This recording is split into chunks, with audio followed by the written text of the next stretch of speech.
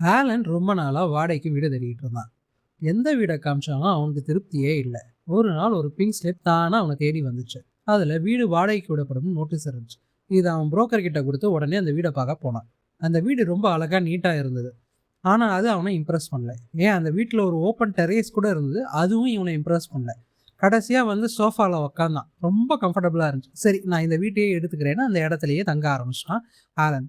வழக்கம் போல் நல்லா குடிச்சிட்டு ரிலாக்ஸாக சோஃபாவில் உட்காந்துருந்தான். பசிக்குதேன்னு எழுந்திரிச்சு ஃப்ரிட்ஜில் போய் ஃபுட் எடுக்கலான்னு போகும்போது எடுத்துகிட்டு திரும்பி பார்த்தா திடீர்னு ஒரு பொண்ணு நிற்கிறா. 2 பேருமே ஒரே நேரத்தில் ஷாக் ஆயிடுறாங்க. இது ஏன் வீடு, நீ என்ன பண்ணுறேன்னு ஆலன் அந்த பொண்ணை பார்த்து கேட்குறான். அந்த பொண்ணு, எக்ஸ்கியூஸ் மீ, இது என்னோட வீடு, நீ யார் இந்த வீட்டுக்குள்ளே வந்த, எப்படி நீ முதல்ல கதவை திறந்த அப்படின்னு கேட்குறான். இங்கே பாருங்க, நான் காலையில் தான் ஓனர்கிட்ட இருந்து இந்த கீயை வாங்கினேன், நீங்கள் ஏதோ மிஸ் அண்டர்ஸ்டாண்டிங்கில் பேசிகிட்டு இருக்கீங்கன்னு நினைக்கிறேன் அப்படின்னு சொன்னால் ஆலன். பொண்ணு அதை காதலே வாங்காமல் வேகமாக கத்திக்கிட்டே கிச்சன் வரைக்கும் போனான். ஆலன் அதை எக்ஸ்பிளைன் பண்ணிக்கிட்டே அவளை ஃபாலோ பண்ணிட்டு போனான். ஆனால் அந்த பொண்ணை எங்கேயுமே காணோம், மாயமாக மறைஞ்சிட்டான். ஆலனுக்கு ஒன்றுமே புரியலை. என்னடா இது, இங்கே தானே வந்தா, இங்கே மாயமாக மறைஞ்சிட்டான். சரி அப்படின்னு சொல்லிட்டு மறுநாள் காலையில் குளிச்சு முடிச்சுட்டு கண்ணாடியை பார்க்குறேன். கண்ணாடியிலையும் அந்த பொண்ணோட உருவம் தெரியுது. பின்னாடி திரும்பி பார்த்தா அந்த பொண்ணை காணோம். சரி, என்ன நடக்குதுன்னே புரியாமல் ஒரே குழப்பமாகவே இருந்தான் ஆலன். நடந்த எல்லா விஷயத்தையும் அவன் ஃப்ரெண்டு ஜேம்ஸ் கிட்ட ஆலன் சொன்னான். ஜேம்ஸ் இதெல்லாம் கேட்டு, சார் இதெல்லாம் ஓகே, எதுனா நல்லா குடிச்சிருந்தீங்களா அப்படின்னு. ஆலன் உடனே, ஏய் நான் குடிச்சிருந்தேன் தான், ஆனால் இவ்வளோ விஷயத்த கற்பனையாக யோசிக்கிற அளவுக்குலாம் நான் குடிக்கலப்பா அப்படின்னா. ஜேம்ஸ் அதுக்கு சொன்னால், உன்னை பற்றி எனக்கு நல்லா தெரியும், இன்னைக்கு ஒரு நாளாவது குடிக்காமல் படுத்துப்பாரு, எல்லாம் தெளிவாயிடும் அப்படின்னு சொன்னான். பட் அதை ஆலன் கேட்கல. வழக்கம் போல் லைட்டாக குடிச்சிட்டு நிம்மதியாக படுத்து தூங்கிக்கிட்டு இருந்தான். திடீர்னு பார்த்தா அந்த பொண்ணோட சத்தம் கேட்குது. என்னன்னு முடிச்சு பார்த்தா அந்த பொண்ணு அங்கே தான் நிற்கிறா. என் வீட்டுக்குள்ளே வரவே கூடாதுன்னு சொன்னால் என் பெட்டில் வந்து படுத்துக்கிட்டு இருக்கியேன்னு கத்த ஆரம்பிச்சா. இதை கேட்ட ஆலனுக்கு ஒரே போதையில் தலைவலி வேற. அம்மா, இது என் வீடு தான், கீ ஓனர் தான் கொடுத்தாரு, நீங்கள் ஏதோ தப்பான மிஸ் அண்டர்ஸ்டாண்டிங்கில் வந்திருக்கீங்க, இங்கே இருக்கிறதுலாம் என் திங்ஸ் தான், நல்லா பாருங்க அப்படின்னு ஆலன் சொன்னான். இதை கேட்ட அந்த பொண்ணுக்கு ஒரே கோவம். அந்த டெஸ்கில் இருக்கிறது கூட என் திங்ஸ்ன்னு தான் சொன்னால் அந்த பொண்ணு. ஆனால் அங்கே இருந்ததெல்லாம் ஆலனோட பொருட்கள். கோவத்தில் அந்த பொருளெல்லாம் தூக்கி எறியலான்னு போகிறா அந்த பொண்ணு. ஆனால் அவளால் எந்த பொருளையுமே அவள் கையால் தொட முடியல. இதை பார்த்த ஆலனுக்கு செம ஷாக்கு. அந்த பொண்ணுக்கு என்ன நடக்குதுன்னே புரியல. மறுபடியும் அங்கே இருக்கிற பொருளெல்லாம் தூக்கி எறிய பார்க்குறா. ஆனால் அவளால் அந்த பொருளை தொடவே முடியல. கோவமாக அந்த இடத்த விட்டு கிளம்புறா. கிளம்பி வெளியில் போகிறவ மாயமாக மறைஞ்சிட்றா. ஆலனுக்கு தூக்கி வாரி போட்டுருச்சு. மறுநாள் ஆலன் அவன் பேயை கூப்பிடுற மாதிரியே கூப்பிட்டுக்கிட்டு இருந்தான். ஆனால் எதுக்கும் அந்த பொண்ணு வர மாதிரி தெரியல. கடைசியாக அந்த பொண்ணு பேர் எழுதின கப்பு ஒன்று இருந்துச்சு, எலிசபெத்துன்ட்டு. அந்த கப்பை தூக்கி போடலான்னு போவான், அந்த பொண்ணு வந்துடும். ஹே, என்ன பண்ணிக்கிட்டு இருக்க இங்கே அப்படின்னு கேட்குறா அந்த பொண்ணு. ஆலன் அந்த பொண்ணுக்கு எக்ஸ்பிளைன் பண்ண ட்ரை பண்ணுறான். இங்கே பாரு, நான் தான் இந்த வீட்டுக்கு வாடகைக்கு வந்திருக்கேன், நீ இந்த மாதிரி மனுஷனாக இருக்க வாய்ப்பு இல்லை, நீ ஆல்ரெடி ஒரு பேயாக தான் இருக்கிறேன்னு அந்த பொண்ணுக்கிட்ட சொல்லி புரிய வைக்க ட்ரை பண்ணுறான். அந்த பொண்ணுக்கு செம கோவம் வந்துருச்சு. யாரு, நான் பேயா? இல்லை நான் பேயான்னு கேட்குறேன். என்ன தைரியம் இருந்தால் என் வீட்டில் வந்து உக்காந்துட்டு என் பொருளை யூஸ் பண்ணிட்டு என்னையே நீ குறை சொல்லுவ அப்படின்னு அந்த பொண்ணு கேட்குறா. அதுக்கு உடனே ஆலன், சரி உன் பேர் என்னன்னு சொல்லுன்னு கேட்குறான் அந்த பொண்ணு. அந்த பொண்ணுக்கு அவன் பேர் கூட ஞாபகம் வரல. அங்கிருந்து ஒரு கப்பில் எலிசபெத்துன்னு நேம் எழுதி இருந்துச்சு. என் பேர் எலிசபெத் அப்படின்னா. பாத்தியா, இப்போ கூட நீ அந்த கப்பில் இருக்க பேரை தான் உன் பேருன்னு சொல்லிக்கிட்ட, உனக்குன்னு என்ன பேர் இருக்கு அதை சொல்லுன்னு ஆலன் சொன்னான். இது என் வீடு தான், நீ சொல்றது மாதிரிலாம் நான் பேய் கிடையாதுன்னு சண்டை போட்டுக்கிட்டே போறா. ஒரு கட்டத்துல பார்த்தா ஆலன் பேசுறத நிறுத்திடுறா. என்ன ஆச்சுன்னு பார்த்தா அந்த பொண்ணு எலிசபெத் டேபிளுக்கு நடுவுல ஆவி மாதிரி நின்றுகிட்டு இருக்கா. அதை பார்த்துட்டு எலிசபெத்துக்கும் ஒன்றும் புரியல, ஆலனுக்கும் எதுவும் சொல்ல முடியல. கோவமா அவனை அடிக்கலான்னு வரா எலிசபெத். ஆனா அவன் அந்த அப்பார்ட்மெண்ட்டை விட்டு வெளியில விழுந்துடுறா. அச்சோ, ஒரு வழியா அந்த பொண்ணு போயிட்டா போல இருக்கே நெட்டி பார்த்தா ஆலன். ஆனா அந்த பொண்ணு பின்னாடி தான் வந்து நிக்கிறா. ஒரு விஷயத்த அந்த பொண்ணு தெளிவா ஒத்துக்கிட்டா. ஆமா, நான் இப்போ பேயா தான் இருக்கேன் அப்படிங்கிறத. ஆனா அந்த பொண்ணுக்கு தன்னை பத்தி எந்த விவரமுமே தெரியல. ஆனா அந்த பொண்ணு அந்த வீட்டை விட்டு போற மாதிரி இல்லை. ஆலனை முடிஞ்ச அளவுக்கு தொந்தரவு பண்றான். ஆலனும் பொறுமையா ஹேண்டில் பண்றான். இங்க பாரு, நீ எனக்கு எந்த கெடுதலும் பண்ணல, அதை நான் புரிஞ்சுக்கிறேன், அதுக்காக என்னை டிஸ்டர்ப் பண்ணிக்கிட்டே இருக்க முடியாது, இது என் வீடு அப்படின்னு அவளுக்கு சொல்லி புரிய வைக்க ட்ரை பண்றான். ஆனா அந்த பொண்ணு இவங்கிட்ட ஒரே ஒரு ஹெல்ப் தான் கேட்கறான். நீ சொல்றதெல்லாம் என்னால் புரிஞ்சுக்க முடியுது, ஆனால் எனக்கு நான் யாருனாவது அட்லீஸ்ட் தெரியணும்ல, உன்கிட்ட மட்டும்தான் என்னால் பேசவும் முடியுது, தயவு செஞ்சு எனக்கு ஹெல்ப் பண்ணுன்னு கேட்குறான். ஒரு வழியாக ஆலன் ஹெல்ப் பண்ணுறதுக்கு முன் வரான். ஆலனும் அந்த பொண்ணும் அப்பார்ட்மெண்ட்டில் இருக்க எல்லாருக்கிட்டையும், இந்த வீட்டில் எனக்கு முன்னாடி ஒரு பொண்ணு இருந்ததே, அந்த பொண்ணை பற்றி உங்களுக்கு தெரியுமான்னு எல்லாருக்கிட்டையும் விசாரிக்கிறாங்க.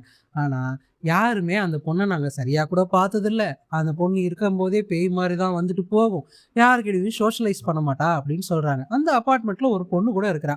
அந்த பொண்ணுக்கிட்ட கேட்கும்போது, யார் அந்த சிடுமுஞ்சியா, அது சிரிச்சு கூட நான் பார்த்தது கிடையாதே! அவளுக்கு ஒரு சோஷியல் லைஃப் இருக்கிற மாரியே எனக்கு தெரியல." அப்படின்னு அந்த பொண்ணும் சொல்றா. இத கேட்ட எலிசபெத்துக்கும் ரொம்ப கோவம் வந்துருச்சு. ஆலனும் எலிசபெத்தும் அந்த இடத்த விட்டு பொறுமையா கிளம்புறாங்க. ஆலனுக்கு ரொம்ப பசிக்குது. சரி வா சாப்பிடவாது போலான்னு எலிசபெத்த கார்ல கூட்டிட்டு போறான். ஆனா எலிசபெத்துக்கு தான் யாருங்கிறது தெரியாம அவளுக்கு ஒரு நிம்மதியே இல்ல.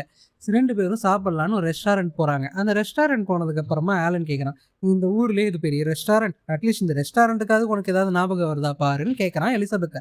எலிசபெத்தும் அந்த ரெஸ்டாரண்ட்ட சுத்தி பார்க்குறா. ஆனா அவளுக்கு எதுவுமே ஞாபகம் வரல. அப்போ அந்த ரெஸ்டாரண்ட்ல ஒரு ஆக்சிடென்ட் நடக்குது. ஒருத்தர் நிலை தடுமாறி கீழ விழுந்துடுறாரு. உடனே அவர சுத்தி கும்பல் கூடிடுறாங்க. ஆனா எலிசபெத்துக்கு உடனே பல நினைவுகள் மண்டைக்குள்ள ஓடுது. அவருக்கு என்ன ட்ரீட்மெண்ட் பண்ணணுங்கிறதெல்லாம் ஞாபகம் வருது. உடனே ஆலன கூட்டிட்டு போயிட்டு, "நான் சொல்றதெல்லாம் அவருக்கு பண்ணு. அப்பதான் அவர காப்பாத்த முடியும்னு" சொல்றா. ஆலனும் பதட்டத்தோடயே அவ சொன்னதெல்லாம் செய்றான். அவன் உயிரையும் காப்பாத்திர்றான். அப்பதான் தெரியுது, "ஏய் நான் ஒரு டாக்டர்ன்னு நெனைக்கிறேன். என்னால அவன் உயிர காப்பாத்த முடிஞ்சிருக்கு. எனக்கு எல்லாமே கொஞ்சம் கொஞ்சமா ஞாபகம் வருதுன்னு" சொல்றா. உடனே ஆலன் இங்க பக்கத்துல ஏதாவது ஹாஸ்பிட்டல் இருக்கான்னு அங்க இருக்கிற மேனேஜர கேட்குறான். அவரும் அங்க ஒரு செயின்ட் பீட்டர்ஸ்ன்னு ஒரு ஹாஸ்பிட்டல் இருக்கு. அங்க வேணா போங்க அப்படின்னு சொல்றான். 2 பேரும் அந்த ஹாஸ்பிட்டலுக்கு போய் பார்க்குறாங்க. அங்க ரிசப்ஷன்ல போனோனே, "இங்க எலிசபெத்ன்னு உங்களுக்கு யாரையாவது தெரியுமா?" ரிசப்ஷனிஸ்ட்ட கேட்குறாங்க. "ஆ நீங்க யார கேட்குறீங்க?" அப்படின்னு ரிசப்ஷனிஸ்ட் கேட்கும்போது, அவங்க ஒரு டாக்டரா இருந்திருப்பாங்கன்னு சொல்றான் ஆலன். இத கேட்டோனே அந்த பொண்ணு மூஞ்சியே மாறுது.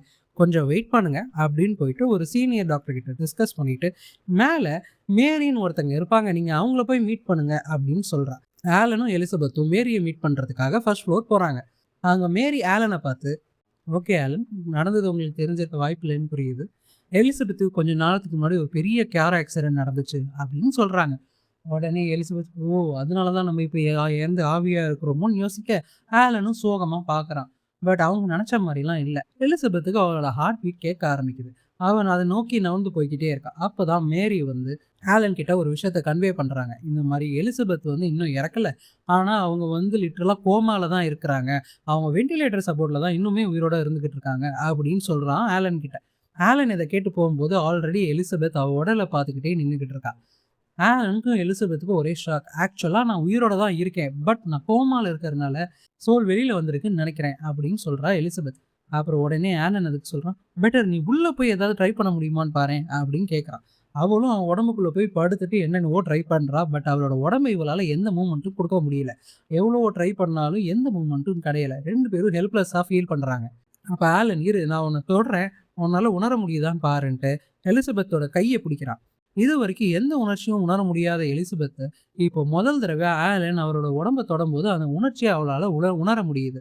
இது ஒரு நல்ல சைன் தான். நான் இன்னும் உயிரோட இருக்கிறேன்னு தான் நினைக்கிறேன்னு சொல்றா எலிசபெத். உடனே அங்க வர டாக்டர், "நீங்க ரொம்ப டைம் ஆயிடுச்சு. நீங்க முதல்ல கிளம்புங்க இந்த இடத்த விட்டுன்னு" ஆலன சொல்றாங்க. எலிசபெத்தும், "நீ ரொம்ப எனக்கு ஹெல்ப் பண்ணியிருக்க. நான் யாருங்கிறது எனக்கு இப்ப தெரிஞ்சிடுச்சு. இனிமே உன் வீட்டுக்கு வந்து நான் டிஸ்டர்ப் பண்ண மாட்டேன். நீ தைரியமா போய் உன் லைஃப்ப கன்டின்யூ பண்ணுன்னு" ஆலன அங்கிருந்து அனுப்பிச்சு வச்சுர்றா.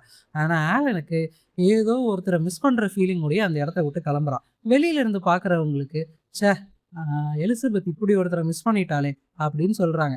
அதுக்கு அந்த மேரி டாக்டர் சொல்றாங்க, "அவளுக்கு இவன் பாய் ஃப்ரெண்டா கிடைச்சதே பெரிய விஷயம். இதுல மிஸ் வேற பண்றாளா? அவ குடுத்து வச்சது அவ்வளோதான்னு" சொல்லும்போது எலிசபெத்துக்கு கோவம் வருது. என்னது? நான் ஒரு பாய் ஃப்ரெண்டுக்கு கூட தகுதி இல்லாதவளான்ட்டு. பட் அந்த கோவம் முடியறதுக்குள்ளேயே அங்க 2 குழந்தைங்க வராங்க. வேற யாரும் இல்ல. எலிசபெத் சிஸ்டர் ஆனியோட குழந்தைங்க தான். ஆனியும் அவ குழந்தைகளும் கோமால இருக்க எலிசபெத்த பார்க்கறதுக்காக வந்திருக்காங்க. ஆனியும் எலிசபெத்த இந்த நிலைமையில கூட கைவிடாம, தினமும் வந்து அவள பார்த்துட்டு தான் போயிட்டுருக்கா. ஆத்மாவா இருக்கிற எலிசபெத் இதெல்லாம் பார்த்து ரொம்ப சந்தோஷப்படுறா. தன் தங்கச்சி தன் மேல எவ்வளோ பாசமா இருக்கிறான்ட்டு. அப்பதான் அந்த ரூம்க்குள்ள டாக்டர் ஒருத்தர் வராரு. அந்த டாக்டர் வந்துட்டு ஆனி கிட்ட, "இங்க பாருங்க, உங்க சிஸ்டர் இந்த ஹாஸ்பிட்டல்ல ஒர்க் பண்ணதுனால, நாங்க அவங்கள லைஃப் சப்போர்ட்ல இத்தன மாசமா வச்சு பார்த்துக்கிட்டு இருந்திருக்கோம். ஆனா உங்க சிஸ்டர் எலிசபெத் அவங்க உயிரோட இருந்தபோது இந்த மாரி இக்கட்டான சூழ்நிலை ஏற்பட்டா, என்ன எந்த வகையான லைஃப் சப்போர்ட்லயும் வச்சிருக்காதீங்க" அப்படின்னு சைன் பண்ணி குடுத்துருக்காங்க. இத நாங்க எக்ஸிக்யூட் பண்ணணும்னா, அவங்களோட பிளட் ரிலேஷன் இல்லாட்டி அவங்களோட ஹஸ்பண்ட் யாராவது தான் இத அப்ரூவ் பண்ணணும். அவங்களுக்கு இருக்கிற ஒரே ரிலேஷன் அவங்க தங்கச்சி ஆனி நீங்க தான். தயவு செஞ்சு இந்த ஃபார்ம்ல சைன் பண்ணீங்கன்னா, உங்க தங்கச்சியோட விருப்பம் பிரகாரமே நாங்க லைஃப் சப்போர்ட்ட எடுத்து அவங்களுக்கு செய்ய வேண்டிய கடைசி காரியங்கள செய்ய ஆரம்பிச்சிரலாம் அப்படின்னு சொல்றாங்க. இத கேட்ட ஆனிக்கு ஒரே ஷாக். என் தங்கச்சி ஆனா இன்னும் உயிரோட தானே இருக்கிறான்னு அவங்க கத்துறாங்க. இருந்தாலும் இதுதான் அவங்க விருப்பம். அவங்க உயிரோட இருக்கும்போது இதுதான் சைன் பண்ணியிருக்காங்க அப்படின்னு எக்ஸ்பிளைன் பண்றாரு அந்த டாக்டர். இத கேட்டு சோகமா அந்த இடத்த விட்டு ஆனியும் அவளோட குழந்தைங்களும் கிளம்புறாங்க. இங்கே ஆலனோட அப்பார்ட்மெண்ட்டில் ஆலன் எலிசபெத்தை ரொம்பவே மிஸ் பண்ண ஆரம்பிச்சிட்டான். எந்த விஷயத்தை பார்த்தாலும் அவளுக்கு எலிசபெத்தோட ப்ரெசன்ஸ் தான் ஞாபகம் வருது. வீட்டை கூட வழக்கம் போல் அன்டைடியாக போடாமல் எல்லாத்தையும் ரொம்ப நீட்டாக பார்த்துக்கிட்டு இருந்தான். அப்போது அவனோட நெய்பர் பக்கத்து வீட்டு பொண்ணு அவனை பார்க்கறதுக்காக வரா. அவன்கிட்ட ஃப்ளர்ட் பண்ணி எப்படியாவது அவனை உஷார் பண்ணலான்னு பார்க்குறா. ஆனால் இது எதுவுமே பிடிக்காத ஆலன் அவளை வெளியில் அனுப்பிச்சிடுறான். அவனை வெளியில் அனுப்புகிற அந்த டைம் கரெக்டாக எலிசபெத் அவனை பார்க்க வீட்டுக்கு வந்துடுறா. எலிசபெத்தை பார்த்தோன்னா ஆலனுக்கு செம சந்தோஷம். பட் ஆனால் எலிசபெத் அவனை பார்த்து, நான் போய் ஒரு நாள் கூட முழுசா ஆகலை, அதுக்குள்ளே இன்னொருத்தைய வீட்டுக்குள்ளே கூட்டிகிட்டு வந்துட்டியான்னு அவளை கிண்டல் பண்ணுறான். ஆலன் அவளுக்கு எக்ஸ்பிளைன் பண்ணி புரிய வைக்கிறான். நான் ஒன்றை தான் ரொம்ப மிஸ் பண்ணிக்கிட்டு இருந்தேன். அந்த நேரத்தில் பக்கத்து வீட்டில் இருக்கிறதுனால அவங்க வந்தாங்க. எனக்கு அந்த மாதிரி எந்த இன்டென்ஷனும் இல்லைன்ட்டு. உடனே எலிசபெத்தை பார்த்து, ஆமா நீ என்ன சடனாக வந்திருக்க, என்ன விஷயம் அப்படின்னு கேட்குறான். எலிசபெத் நடந்த எல்லாத்தையும் ஆலன் கிட்ட சொல்கிறா. இது மாதிரி என்னோட லைஃப் சப்போர்ட்டை நாளைக்கு எடுக்க போகிறாங்க. சரி, என்னால் கடைசி நிமிஷத்தை என்னால் பேச முடிஞ்ச ஒரே ஆள் நீ தான், உன் கூட டைம் ஸ்பெண்ட் பண்ணலான்னு வந்திருக்கேன்னு எலிசபெத் சொல்கிறான். இதை கேட்ட ஆலனுக்கு ரொம்ப மனசு வருத்தமாக போயிடுச்சு. உடனே ஆலன் அவளை அவனுக்கு பிடிச்ச இடத்த ஒன்றுக்கு கூட்டிகிட்டு போகிறான். அவனுக்கு ஆல்ரெடி ஒரு சொந்த வீடு இருக்குது. அந்த வீட்டில் பெரிய கார்டனை அவன் உருவாக்கி வச்சிருந்தான். அந்த கார்டனை கூட்டிகிட்டு போய் எலிசபெத்தை காமிச்சான். எலிசபெத்துக்கு அந்த கார்டன் ரொம்ப பிடிச்சிருந்துச்சு. நானும் என்னோட வீட்டு மாடி தோட்டத்தில் இந்த மாதிரி ஒரு கார்டன் செட்டப் போடணும்னு நினச்சிட்டு இருந்தேன். பட் கடைசி வரைக்கும் என்னால் அதை பண்ணவே முடியலன்னு ரொம்ப வருத்தத்தோடு சொன்னான் எலிசபெத். எலிசபெத்தும் ஆலனும் ரொம்ப நேரம் பேசிக்கிட்டு இருக்காங்க. அப்போ எலிசபெத் மனம் விட்டு, எனக்கு உன்ன மாதிரி ஒரு பாய் ஃப்ரெண்ட் இருந்தால் ரொம்ப நல்லா இருந்திருக்கும், நான் இந்த லைஃப்பை ரொம்ப மிஸ் பண்ணுறேன் அப்படின்னு எலிசபெத் சொல்கிறேன். ஆலனும், நீ மட்டும் உயிரோடு இருந்தால் எனக்கும் உன்ன மாதிரி ஒரு கேர்ள் ஃப்ரெண்ட் தான் கிடச்சிருக்கணும்னு நான் விருப்பப்பட்டிருப்பேன் அப்படின்னு சொல்லி 2 பேரும் அவங்களோட ஃபீலிங்ஸை எக்ஸ்சேஞ்ச் பண்ணிக்கிறாங்க. அப்போது எலிசபெத், என்னை ஒரு தடவையாவது உன் கையவாவது நான் தொட்டு பார்க்கணும்னு நினைக்கிறேன் அப்படின்னு கேட்க, அதுக்கு ஆலன், உன்னால் உணர முடியுமான்னு கவலையோடு கேட்குறான். ட்ரை பண்ணி பார்ப்போமேன்னு 2 பேரும் அவங்க கைகளை ஒன்றோட ஒன்று சேர்க்குறாங்க. அங்கே ஒரு மேஜிக் நடக்குது. 2 பேராலையுமே அவங்களோட உணர்வை ஃபீல் பண்ண முடிஞ்சுது. மறுநாள் காலையில் எழுந்த ஆலனுக்கும் ஒரே பயம். எங்கே இவ்வளோ அதுக்குள்ளே வெண்டிலேட்டர் சப்போர்ட்லேருந்து எடுத்துட்டாங்களான்னு முடிச்சு பார்த்தா எலிசபெத் அங்கேயே தான் உட்காந்துருந்தா. எலிசபெத், நீ வெண்டிலேட்டர் சப்போர்ட்லேருந்து எடுத்துகிற போகிறாங்கன்னு சொல்லும்போது, இல்லை இன்னைக்கு மதியானம் 2 மணிக்கு மேலே தான் எடுக்க போகிறாங்க, இன்னும் கொஞ்சம் நேரம் உன் கூட டைம் ஸ்பெண்ட் பண்ணலாம் தான் நான் இங்கேயே வெயிட் பண்ணிக்கிட்டு இருக்கேன் அப்படின்னு சொன்னால் எலிசபெத். உடனே ஆலன் வந்துட்டு, சரி வா கிளம்பலாம் அப்படின்ட்டு அவளை கிளப்பிக்கிட்டு அவசர அவசரமாக கிளம்புறான். எங்கன்னா உன்னை காப்பாற்றுறதுக்கு தான், எந்த ஃபைட்டும் பண்ணாமல் உன்னை அவ்வளோ சீக்கிரம் விட்டு கொடுக்குறதா நான் இல்லை. ஆலன் ஜேம்ஸோட உதவியோட எலிசபெத் பாடியை ஹாஸ்பிட்டல்லேருந்து கிட்னாப் பண்ணுறதுக்காக அவசரமாக போய்கிட்டு இருக்கான். அப்போ ஜேம்ஸ், டே எதுக்குடா என்னை கூட்டிகிட்டு வந்தேன்னு எந்த விஷயமே தெரியாமல் ஆலனை கேட்க, அதுக்கு ஆலன் நடந்த எல்லா விஷயத்தையும் அவங்ககிட்ட எக்ஸ்பிளைன் பண்ணுறாங்க. டே பைத்தியக்காரா, அப்படி பேய்கிட்டலாம் உன்னால் பேச முடியாதரா, ஹாஸ்பிட்டல் இருக்கிறது உயிரோட பொண்ணு, அதை நீ கடத்தினீங்கன்னா உன்னை பிடிச்சி ஜெயிலில் போட்டுருவாங்கடா, கூட வந்து என்னையும் ஜெயிலில் போட்டுருவாங்கடான்னு கத்துறான் கதறான். ஆனால் ஆலன் அதை எதையுமே கேட்கல. ஆலனும் ஜேம்ஸும் ஹாஸ்பிட்டல் பேக் சைடில் வந்துட்டு அவளுக்கு தேவையான வெண்டிலேட்டர் சப்போர்ட்லாம் எடுத்து வச்சுக்கிட்டு இருக்காங்க.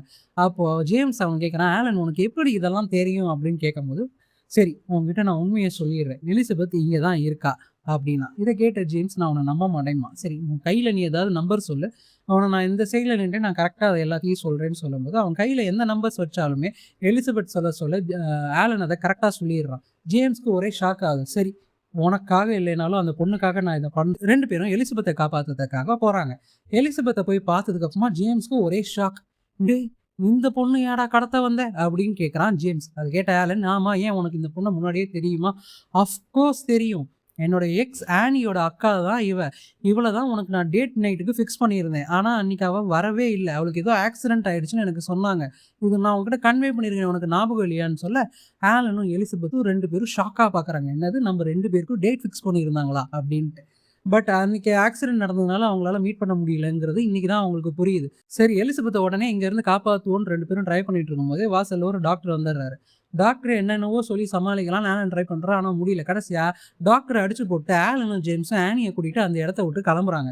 வேகமாக அவங்கள அங்கேருந்து காப்பாற்றி கூட்டிகிட்டு போகிற அவசரத்தில் ஒரு கட்டத்தில் வெண்டிலேட்டர் சப்போர்ட் வந்து ஜேம்ஸ் கையோடு வந்துடுது. எலிசபெத்தோட ஹார்ட் பீட் கம்ப்ளீட்டாக ஸ்டாப் ஆகிடுச்சு. என்ன பண்ணுறதுன்னு தெரியல. ஹாஸ்பிட்டல் இருக்கிறவங்க எல்லாரும் ஆலனையும் எலிசபெத்தையும் சூழ்ந்துட்டாங்க. உடனே ஆலன் எலிசபெத்துக்கு சிபிஆர் ட்ரை பண்ணுறான்.